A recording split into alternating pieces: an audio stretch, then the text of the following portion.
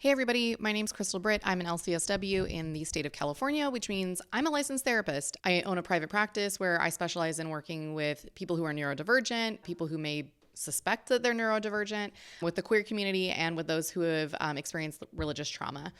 I just want to start off by saying this video is meant for psychoeducation only.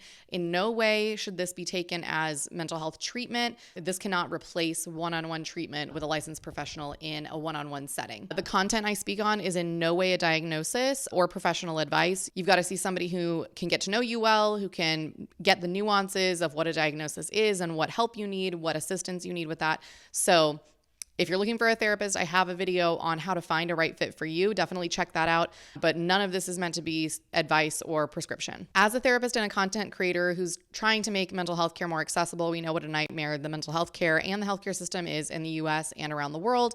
I'm really passionate about not only inclusion, but I myself am late diagnosed ADHD and autistic. So I really am passionate about helping other adults who may be feeling like they are hitting a mental wall or an emotional load max where they can't work past that, trying to help them discover if maybe being neurodistinct might be part of that picture for them. So the purpose of this video is we're going to define what neurodivergence is, we're going to explain why it's significant, and we're going to provide some insights for people with ADHD, autism, and others who may not have received a diagnosis yet. You're going to hear me throughout the video use interchangeably the terms neurodistinct and neurodiverse, partially because I have heard from the neurodistinct community that some feel neurodistinct is a better way to get away from a medical model, which we're going to talk about later. Others prefer neurodivergent, so I'm going to take it from the community and use both. It's always important to listen to the learned experience of individuals from that community. So the most simple way to define neurodivergence is the idea that neurological differences is normal and natural and variable within the human brain. The neurodivergent umbrella actually encompasses a lot more than just ADHD and autism. It actually includes BPD, OCD, tic disorders, a number of different disorders that are in this graphic here, and is a spectrum for everything. The neurodivergent umbrella is a spectrum for all of these things. What's really important is in my undergrad program, I was always taught person language first. So we were taught to say a person with autism as opposed to an autistic person.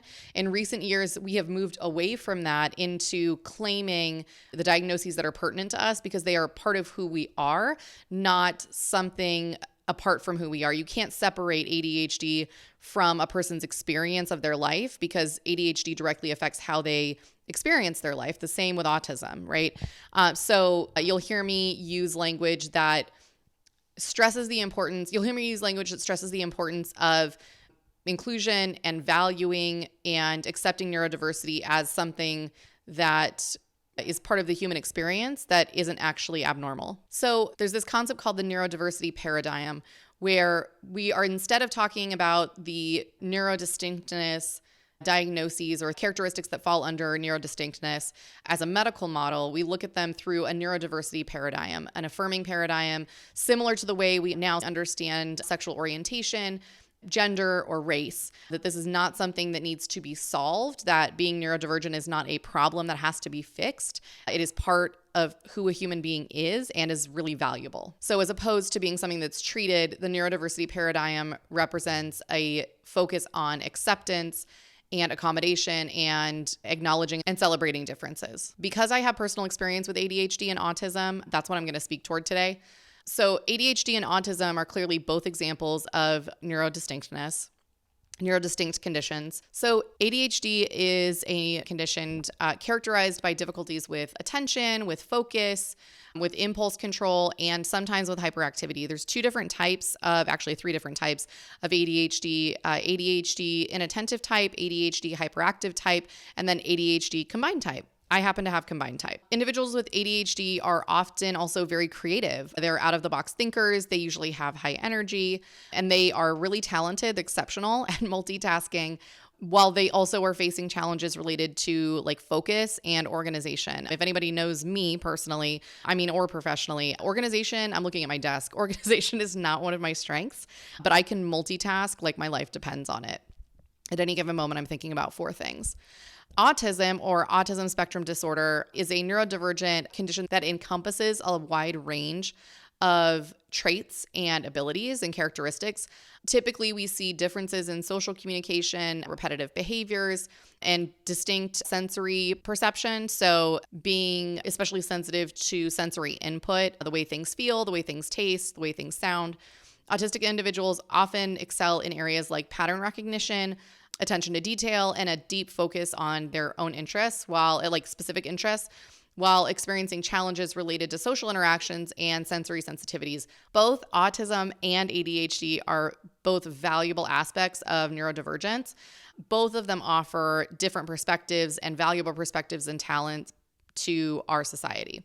So early recognition is something that's talked a lot about in child development and among child therapists, among pediatricians, among medical professionals.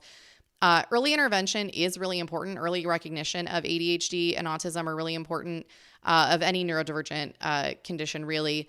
And the reason for that is that you can get supports and get needs met. You can get supports in place and get needs met for a child so that they don't experience as many of the disadvantages as they get older. So being an adult who was diagnosed with ADHD and autism, one of the things that was really difficult for me growing up as a kid, it was really difficult for me to understand the concept of a best friend, not being just one person and being solely focused on that one person as like, that is my best friend. The concept of people having other best friends didn't really make sense to me as a kid.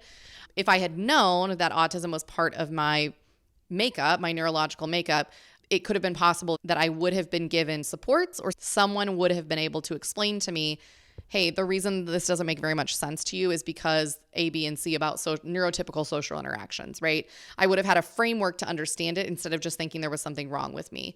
Typically, when we talk about early intervention, the thing that's difficult about adults who are diagnosed is that means that they were missed as children. Autism and ADHD tend to be childhood diagnosed conditions, but for people who are missed and fly under the radar, it makes it really difficult for that kid not to grow up internalizing that they're just weird, that they're just broken, that there's something wrong with them innately, morally maybe.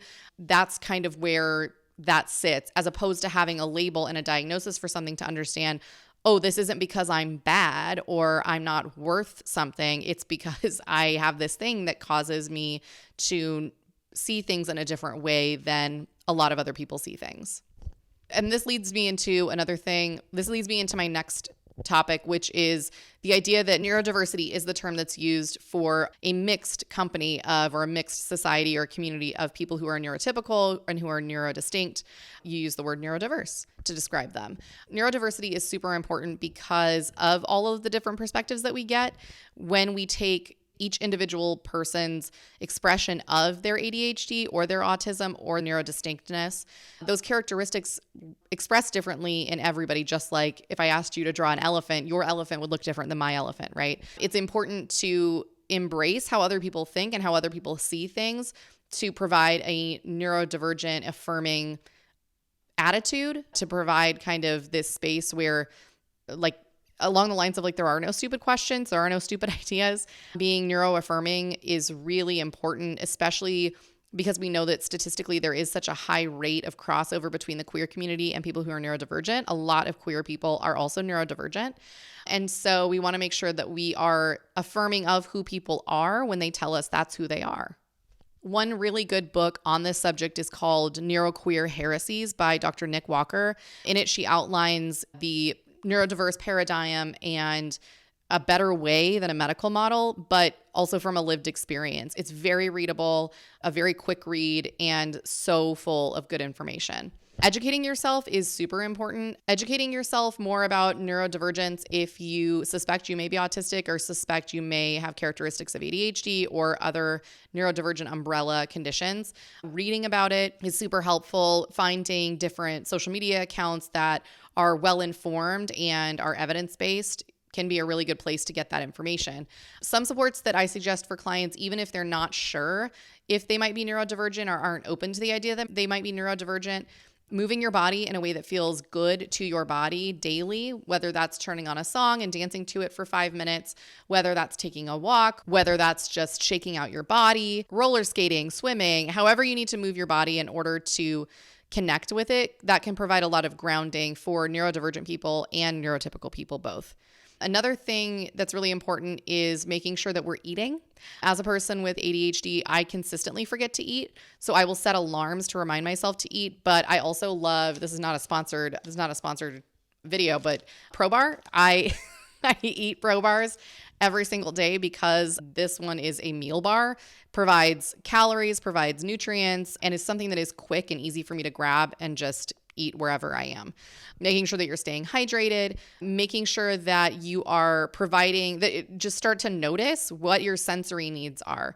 For example, right now during the winter, we're doing a transition from fall to winter, and where I live, things go from semi-humid to really dry super quick. The feeling of dry skin inside my clothes makes me want to freak out. So I wear shorts, and if I can get away with it, short sleeve shirts, because I don't like the feeling of my dry skin getting caught on pants. It freaks me out. So I accommodate myself in that way. I also own Loops earplugs, which I have upstairs, but I wear them around my neck and then put them in when I get overstimulated. Sound is a really big thing for me. So I will put my loops in if my kids are playing and they're joyful, or, they're having a hard afternoon or whatever. I'll just put those in to kind of create this buffer between me and the sensory sound, so I don't get overwhelmed and snap at them, or I don't get overwhelmed and say something I'll regret or say something that I shouldn't. So it gives me just enough of a buffer so that I have a second to take a deep breath and figure out what I want to do next. Being neurodivergent is something that is really valuable to society,